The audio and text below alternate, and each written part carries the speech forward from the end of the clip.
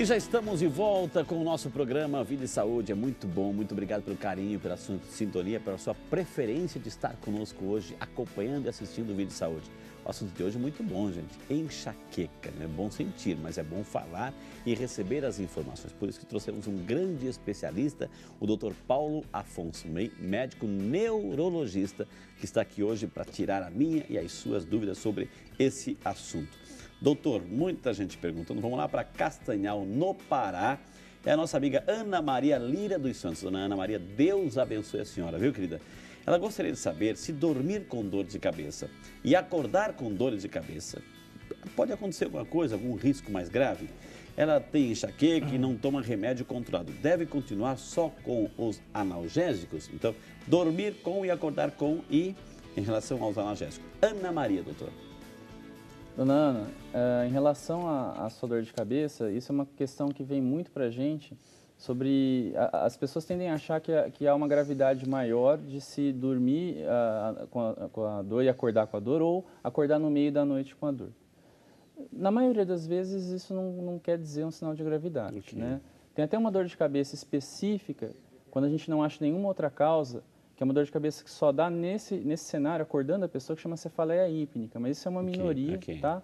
Agora, a própria enxaqueca pode dar dor de cabeça e acordar você no meio da noite, uma dor muscular pode dar... Dormir mal, dormir pouco também ajuda? Dormir não só pouco, com uma qualidade ruim, isso eu bato muito na tecla, porque é uma área que eu trabalho bastante, que é a medicina do sono, né? Isso é uma outra condição... Olha, outro tema aqui, ó, medicina do sono.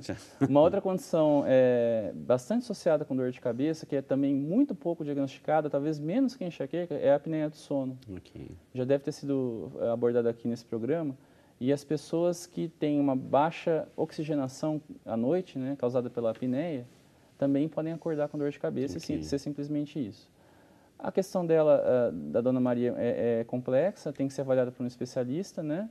Ver se ela fez algum outro exame subsidiário, alguma outra coisa, e aí sim fazer o diagnóstico correto. Ela cita, devo continuar só com os analgésicos, significa que eu imagino que esteja sendo acompanhada, né? Deve, não sei, os analgésicos podem ter sido comprados na farmácia, né? Se foram comprados na farmácia, por favor, vá no especialista, e mesmo se foi um especialista que receitou e não estão fazendo efeito, também deve ser abordado, porque as pessoas também têm, isso é uma coisa que acontece muito, infelizmente, é uma cultura geral dos pacientes. Você vai num especialista, né? Aí o especialista passa um tratamento, não funciona. Então o cara fala assim, olha, eu não vou mais aqui porque esse tratamento não funciona. Para enxaqueca e para outras condições neurológicas, mas para enxaqueca especificamente, a gente tem mais de 20 medicações. Então eu deixo muito claro para o paciente que nem sempre o primeiro tratamento vai fazer efeito. Pode ser que ele não se dê bem com o remédio, não tem como a gente saber. Tem que testar. Então é importante o acompanhamento contínuo. Não melhorou, volta, alguma coisa tem que ser solucionada. Hein? Gente, esse é o programa Vida e Saúde, lembrando que essa semana a gente tem um compromisso também com a saúde, né? Sexta-feira, às 7h30 da noite, a Missa da Saúde aqui na TV. A Missa da Saúde, eu quero convidar você, quero que você que tem saúde, né, venha também. Você que está doente, se pode locomover, venha aqui. Alguém vai rezar por você, nós vamos rezar por você. 7h30 da noite, aqui ao vivo, a Missa da Saúde, aqui na Rede Século XXI. Monte sua caravana, convide seus amigos e venha participar também desse momento de muita fé, de muita oração, de muita entrega, de muita presença e força de Deus na vida das pessoas, viu? Sexta-feira agora. Doutor, aqui mais um e-mail chegando, é a Lúcia, né? A Lúcia Tonani, que mora em São Paulo, capital, na Vila Carrão. Obrigado, dona Lúcia, Deus abençoe, viu? Está dizendo assim que adora o programa Vida e Saúde, muito obrigado. E a irmã dela, minha irmã, passa muito nervosa, estresse em seu serviço e logo após ter entrado na menopausa, percebeu que a dor de cabeça aumentou muito mais, principalmente com os efeitos colaterais. Ela quer silêncio, sente ânsia de vômito e outros, pelo menos uma vez ao mês. Então eu pergunto, essa enxaqueca vai desaparecer quando terminar a menopausa ou isso vai ser parceira dela pelo resto da vida? Minha irmã mora em Arujá, tem 44 anos, 70 quilos, 1,60 e o nome dela é Suzana Tonani, que está acompanhando. Suzana, a resposta é para você. E graças a Deus tem a tua irmã aí, a Lúcia, que ligou para a gente para ajudar você. Doutor. Bom, Suzana, se a dor de cabeça realmente for devido a uma enxaqueca, já está diagnosticado, você já acompanha, a gente sabe que na maioria das mulheres, a grande maioria, some depois da menopausa. Mas tem um porém realmente, a grande parte delas, nessa transição entre ciclo hormonal normal e menopausa, você pode ter algum período de meses ou anos de uma piora da enxaqueca. É preciso ver se isso é uma piora realmente da enxaqueca ou um outro diagnóstico. Também recomendaria que você procurasse um especialista. Doutor, aqui ela tem 12 aninhos só. É a Poliana, um beijo, Poliana, que Deus abençoe. Na cidade de Lusiânia, lá em Goiás, acompanhando o programa. Obrigado, viu, Poliana?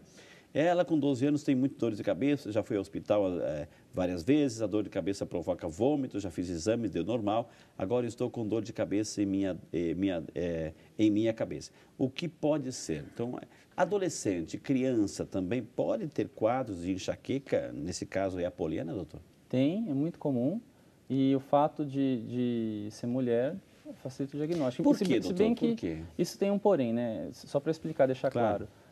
Até a idade menstrual da menina, vamos por aí, dependendo da idade, 12 a 14 anos, a tendência é ser mais ou menos parecida à estatística, homem e mulher, né, menino e menina ser a mesma proporção. Depois que entra na faixa da vida útil do ciclo hormonal da mulher, aí tende a ser uma proporção maior nas mulheres, cerca de 3 mulheres para um homem. O fato de ter 12 anos aí, ser mulher e os exames serem dados normais, ter vômito, sugere muito uma enxaqueca. Agora tem que ver qual foi o tratamento que ela fez, né? Se foi só analgésico, se foi um tratamento preventivo. É bom frisar isso, existe um tratamento preventivo. O que você indicaria para ela fazer, para a mãe dela que está acompanhando? Tem que procurar um especialista. O clínico resolve, doutor? Então, isso é uma questão que eu estava conversando. Cidade, lá não tem um neurologista especialista, e daí? É aquilo que eu estava falando no outro bloco, porque é muito prevalente, muito frequente a enxaqueca, né? E a gente acaba vendo diagnósticos errados, sinusite, que não é sinusite, fala que é da vista e não é da vista. Então, assim, não tem, isso é um dado concreto. No mundo inteiro, dada a proporção que a enxaqueca é a terceira doença mais prevalente no mundo, não tem neurologista para fazer diagnóstico para todo mundo, realmente. Mas as formas simples deveriam ser diagnosticadas por um clínico ou um pediatra e em alguns casos, até iniciado um tratamento. É lógico que esses profissionais precisam de uma reciclagem adequada, se informar, porque o tratamento vai mudando conforme o tempo. Doutor, vamos lá para Araxá, Minas Gerais. Quem representa a cidade linda de Araxá é Zilda Maria Leonel. Dona Zilda, um beijo para a senhora, viu? Muito obrigado. Ela tem problema de pressão alta, doutor, e muitas dores na coluna. Vivo com dores de cabeça muito fortes e sente a cabeça inchada e sempre toma um medicamento aqui. Eu vou citar o medicamento porque o médico tem que orientar, não é que a gente vai citar autorizando você que está acompanhando aí a comprar. Ela toma sempre Neosaldina. Gostaria de saber por que tem tanta dor de cabeça. É a nossa amiga Zilda. Dona Zilda, tem vários fatores a serem considerados nessa história. Se tem mais algum fator de risco, ela falou que tem colesterol alto. Dores na coluna e pressão alta. Pressão alta, né? A própria pressão alta, quando você tem uma crise de pressão alta bem importante, né? A pressão vai para 17, 18, 19, o maior valor, às vezes você tem uma dor de cabeça associada a uma crise hipertensiva.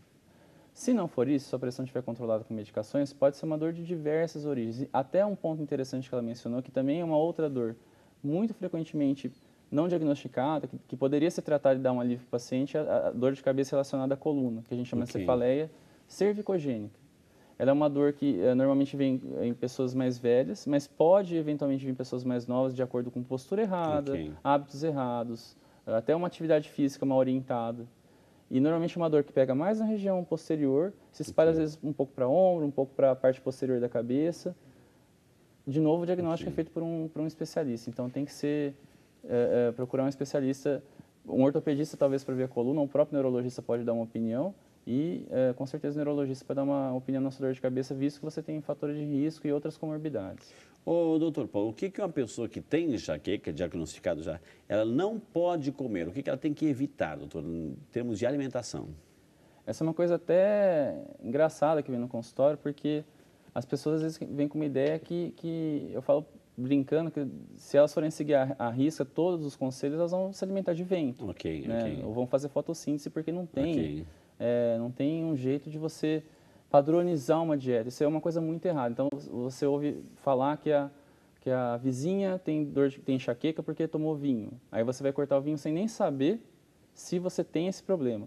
Tem alguns vilões que são mais clássicos, foi mencionado, né? O vinho, alguns queijos, alimentos embutidos às vezes, o excesso de cafeína, né? Não só a cafeína, mas o excesso de cafeína.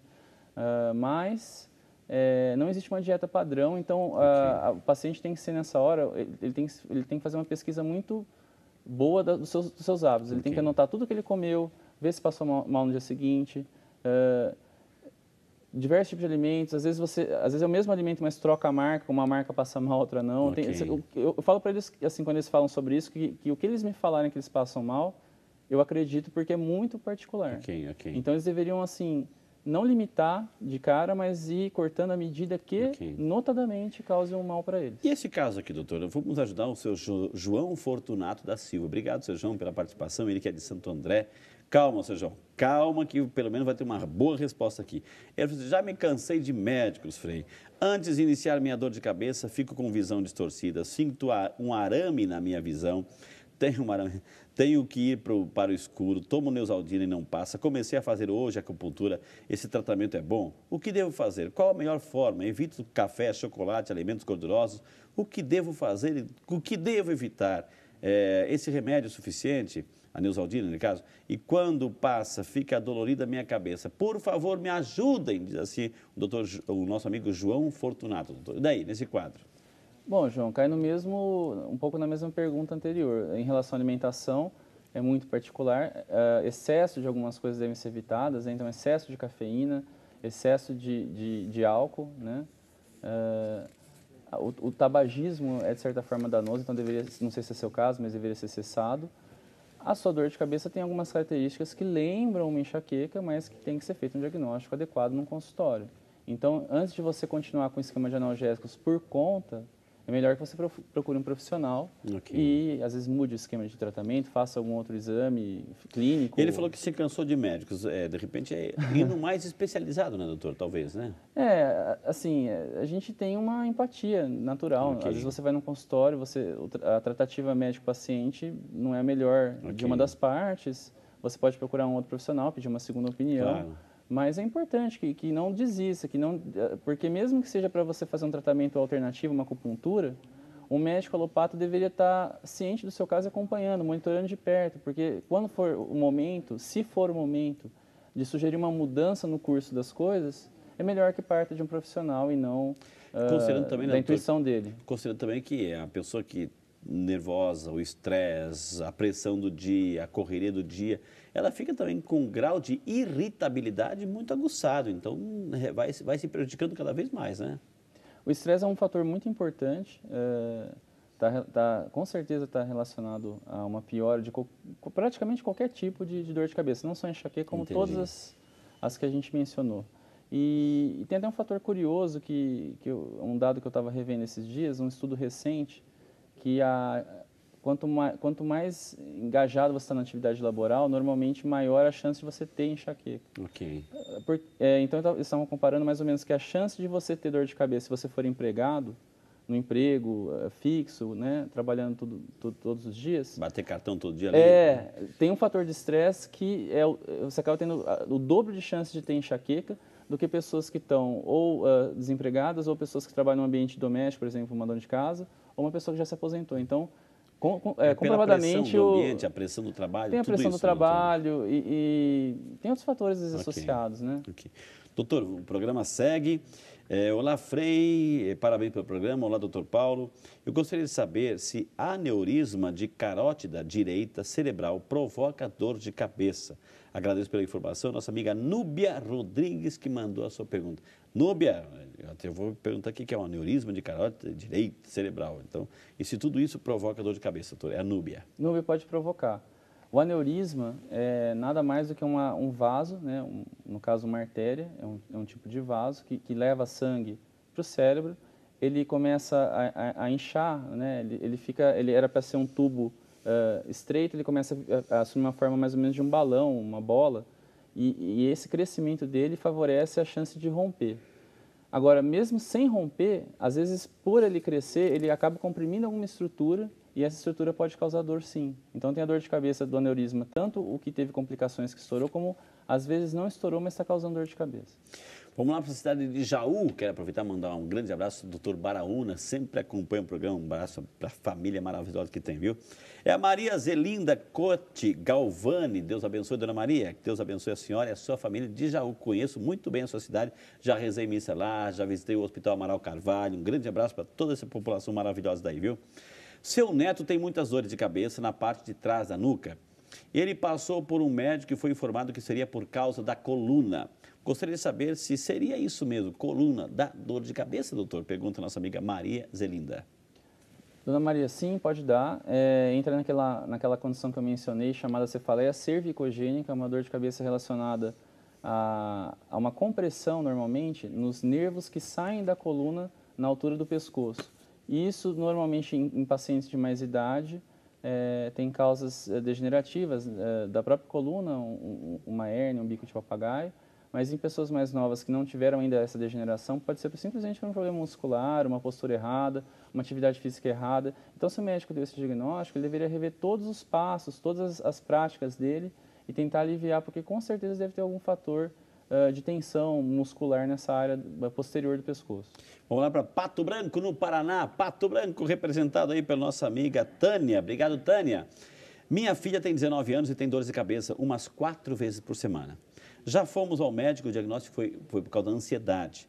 Mas, enfim, não resolveu. Um antidepressivo foi dado, mas também não resolveu. Nesse caso, doutor, aí, 19 anos, dor de cabeça, 4 vezes por semana, a ansiedade também pode trazer dor de cabeça ou não?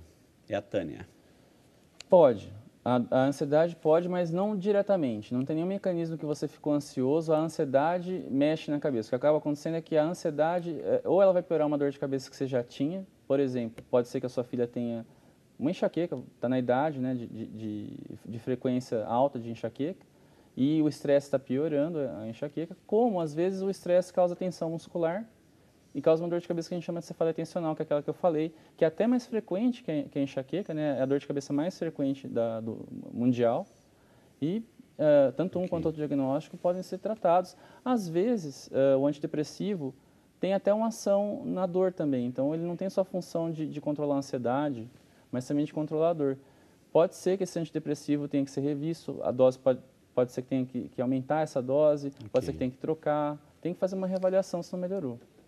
E com essa resposta, nós vamos ter que chamar mais um intervalo. Na sequência, temos muito mais informações para você. Eu ainda não li a sua pergunta. Por que eu não li a sua pergunta? Porque você não fez. Então, por favor, por telefone, por e-mail, faça a sua pergunta, que o Vida e Saúde é seu e volta já. Só para você.